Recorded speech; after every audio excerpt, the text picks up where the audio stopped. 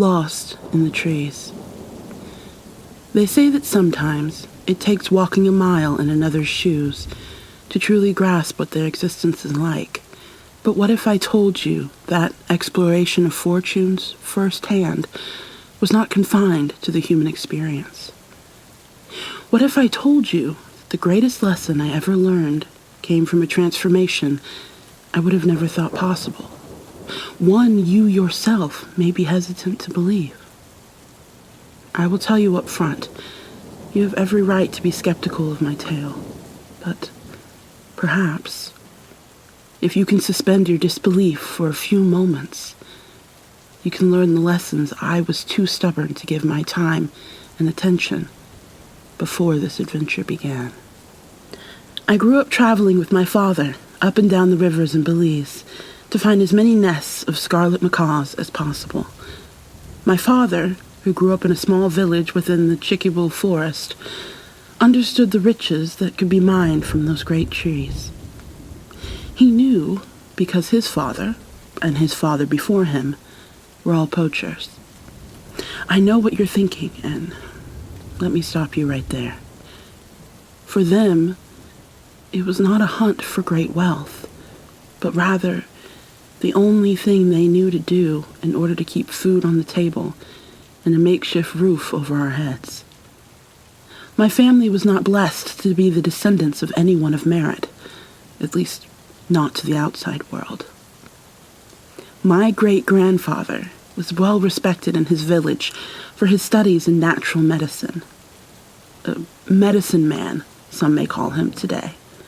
But back in his day, he was just another part of the community. Someone who was always willing to lend a helping hand. But when his practices resulted in the loss of a woman and her stillborn twins, our lives were set down a different path. No longer were my ancestors those of great praise and merit, but instead, we were taken under by my great-grandfather's secret addiction to his own invention. A medicine that was in actuality a means for my great-grandfather to fight off demons of his own.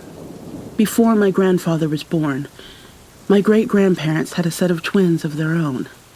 Two beautiful, healthy little girls who had the power of the universe within them.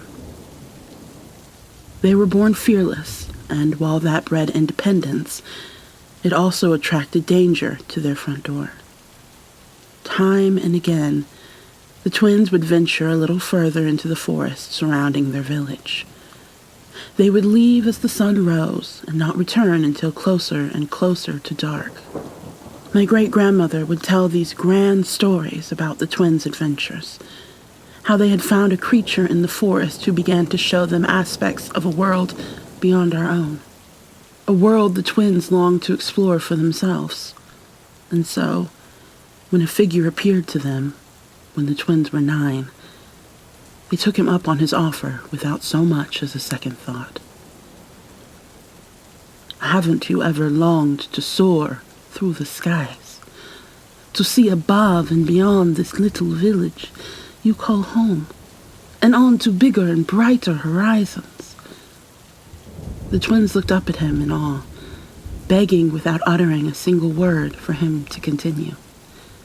Emilia, you fall behind your sister Elena time and again, and yet you do not give in. You do not accept your fate, but instead push through in order to feel the wind through your hair. I have watched the both of you running and playing through these trees for years. Do you not wish to keep up? Does your soul not long to fly without the restrictions of your leg? Emilia and Elena had not experienced an easy birth. Elena, the bigger and stronger of the twins, had cut off Emilia from much-needed nutrients in the womb. During their birth, Emilia's left leg had caught itself around her sister, and as their father pulled them from the birth canal, her leg had broken. It broke his heart to see how Emilia's leg healed. He tried his best with what knowledge he had of bone structure, but As in all things, Amelia was stubborn. Her body knew itself, and so her leg had healed at a bow, despite his best efforts, leaving my great-grandparents to assume she would never be able to run and play as her twin sister Elena would. But, as I've said, Amelia was as stubborn as the day was long. She had more determination in her from birth than most adults could ever hope to cultivate. She fought back against fate, destiny, or whatever you may call it. Amelia had a spirit that would not be broken, and Elena loved to live in the sunshine that her twin sister embodied. And so, when that stranger offered them a chance at freedom, when he wove a tale of magic and transformation which he knew Amelia could never resist, it was only natural for the more cautious Elena to go along.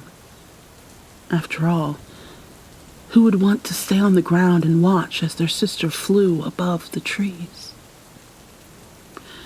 As night began to set on their village, and the twins were nowhere in sight, my great-grandfather knew something was very wrong. The girls were free-willed, wild souls, but they were terrified of the dark. Getting them to sleep was a battle every night, because as soon as the darkness set in, they could see and hear monsters all around them. My great-grandmother believed Elena was gifted with second sight, that she could see through the thin veil of our existence to another realm. Many times as a baby, my great-grandmother would catch Elena looking over her shoulder during feedings. Her little eyes were transfixed by something no one else could see. And as she grew older, the presence grew strong enough for even my great-grandmother to feel. She begged Elena when she was older not to speak with these shadows, as Elena called them. But Elena was lonely. She had her twin as an almost built-in companion, but as the two grew older, Amelia became more daring, while Elena began to fear the shadows she once thought were friends. Before she could pull Amelia to the side to caution her about the shadow man before them, the spell had been cast. Amelia vanished, and Elena was left standing before him. It would not do to send you both off together. Your sister longs for adventure, and yet you would hold her back. Perhaps wings are not what you need, little one. As he turned to leave, Elena reached out to grab the man's arm, only to find her hand passing right through him. He simply laughed to himself and continued onward, deeper into the forest as Amelia flew after him. A gorgeous scarlet macaw with one wing slightly shorter than the other. But that did not slow her down any longer. She was bright, loud, and strong, and she was heading off with the Shadow Man. What was Elena to do? Wait, please. You can't leave me here without my sister. I'm not sure what to do without her. The Shadow Man stopped dead in his tracks, pausing a long moment before turning quickly and blowing a powder into Elena's eyes. She cried out at first, attempting to wipe it from her eyes, but that only seemed to press it further into the skin. Looking down at her hands, she noticed the sparkle of the powder in the moonlight. Elena turned, tears running down her cheeks, to run home until, all at once, her body was no longer her own. Where the little girl once stood, a second scarlet macaw now stood in her place. The Shadow Man collected his beautiful birds and was on his way, leaving behind nothing but the clothing and skin of the two girls on the ground in his wake. You can imagine what finding such things would do to a father. My great-grandmother could hear her husband's screams from deep in the forest as he discovered what he knew to be his daughters. It took all he had in him to gather the 2 piles and carry them home. It was all they had left to bury of their children, and from that day, he swore to never allow a child out of his sight in that portion of the forest. For even he could feel the presence of the Shadow Man long after the spirit had left the area. He knew something unexplainable had happened, and as the years went on and my great-grandmother gave birth to 2 sons, the story of the twins was passed down.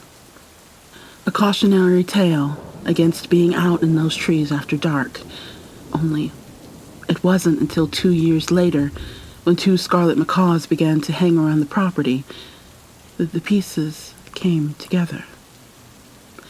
A woman with the gift of second sight strung together the story I tell you of them now, and my family did their best to look after the birds, but the greed of outside forces was too much for them to combat.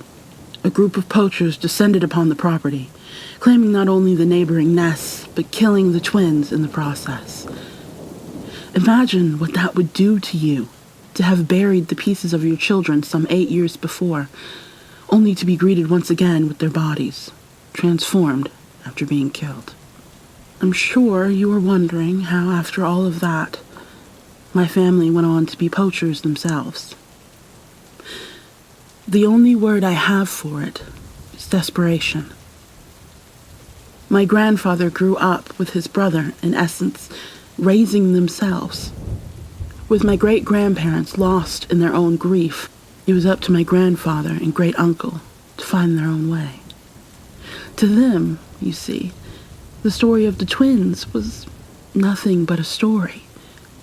A way for their parents to caution them against venturing too far alone into the forest or staying out after dark. They found friends, grew up, and learned that poaching could grant them some semblance of stability, enough to earn food, clothing, and supplies for repairs to their home that they had so desperately needed. And so it was only natural for them to pass these practices down through our family. One generation to the next became poachers. We harnessed our craft and became one of the most efficient groups, often hired by wealthy travelers who would visit from China in search of scarlet macaws of their own. It was on one such trip, as we journey now down the river, that I came to find out the story of Amelia and Elena was anything but a myth. As we approached the set of trees my father had scouted in the weeks before the businessman's arrival, he had sensed a presence amongst the trees. He was scared enough to hesitate as we docked the boat and helped the men climb out onto shore. "Papa," I said, "if it really scares you this much, I will take them. I understand the process, and I helped grandfather lead the last expedition. I don't mind taking point this run." My father shrugged me off and took the front of the group as he always had. But as we ventured farther into the trees, I too began to feel a presence. Only it was not as I thought it would be. Based on his description, I expected to dance with the Shadow Man himself, but this felt different. The anger pulsated, tugging at my arm as I walked, trying to hold us back from the cluster of nests we had found. I began to fall behind the group, feeling called towards a grouping of trees some 20 yards to our left. If only I had thought to call out to my father, to let him know I was diverting course. Perhaps I could have been saved. But something in me tied my tongue. I knew I needed to go to that grouping of trees alone, and so I did. As a zombie would march mindlessly towards human flesh, I marched toward those trees, and as I closed in, the shift of energy in the air was unmistakable. You see, I failed to mention before that I, too, was gifted with second sight. Only I fought it off with everything I had from the time I was a small child, whereas Elena had embraced her gift. And so, when I needed to be able to harness my second sight most, it was lost to me. The air began to swirl around me, tugging and pulling me towards the trunk of the broadest tree. A tree that seemed completely out of place. And as a shadowy figure stepped out from behind the tree, I understood why. This was not a tree from our world, at least not in full. It was as though somehow our world and the realm that exists on the other side of the veil had been sewn together. As the shadowy figure moved towards me, I noticed the limp in its left leg. As though from instinct, I called out, "Emilia! Are you my great-aunt, Emilia?" The figure stopped just long enough. I thought I'd figured out a way to get through to her. That our being family would be what saved me. Only I could not have been more wrong. The figure surged forward, engulfing me and forcing me to the ground. The harder I fought, the more firm her grasp on me became, until she was able to free a hand and blow a powder into my face. My mind began to race, recalling every element I could of the story of Emilia and Elena, but it was too late. I was gone now, pulled firmly through the veil and into the world of shadows. I sat at the base of the tree that did not belong, attempting to understand what had happened. I could still see and hear my father and the group of businessmen hunting for the nests to my right, but they could not hear my cries. No matter how I screamed, they could not hear me. I tried to apply logic where there was none, and the moment the shadow woman turned her head at the sound of a scarlet macaw in search of her babies, I took off running. I surged forward, making it to my father faster than I had ever run before, only for my hand to pass right through him. I tried, again and again, with the same result, stopping only when my father registered the coldness of my presence passing through him. The shadow woman calmly walked towards me, resting a hand on my shoulder as she spoke these words I give you now. What you hunt may one day hunt you. What you protect, honor, and respect will thrive and flourish in the light of your kindness. She gave me the choice the shadow man had given Elena. Stay in shadow, protect these majestic birds from those who would harm them, or become a bird yourself and risk death at the hands of those you love. It was a simple choice for me, for I had the story of Emilia and Elena to guide me. I chose a life as a shadow worker, a protector of creatures, but especially of those hunted to extinction. But it was not only I who had much to learn. I began to teach Emilia that her rage, though effective at keeping poachers and other invaders of the area away for a time, that guiding them could be twice as effective. And so we set out on our path, searching for those with the gift of second sight to bestow upon them what we had to learn painfully. That if you do not respect the beauty of this world, if you don't take the time to protect it and instead sacrifice the lives of animals we should be caring for, that beauty will fade away, just as I faded from this world that day, lost in the trees.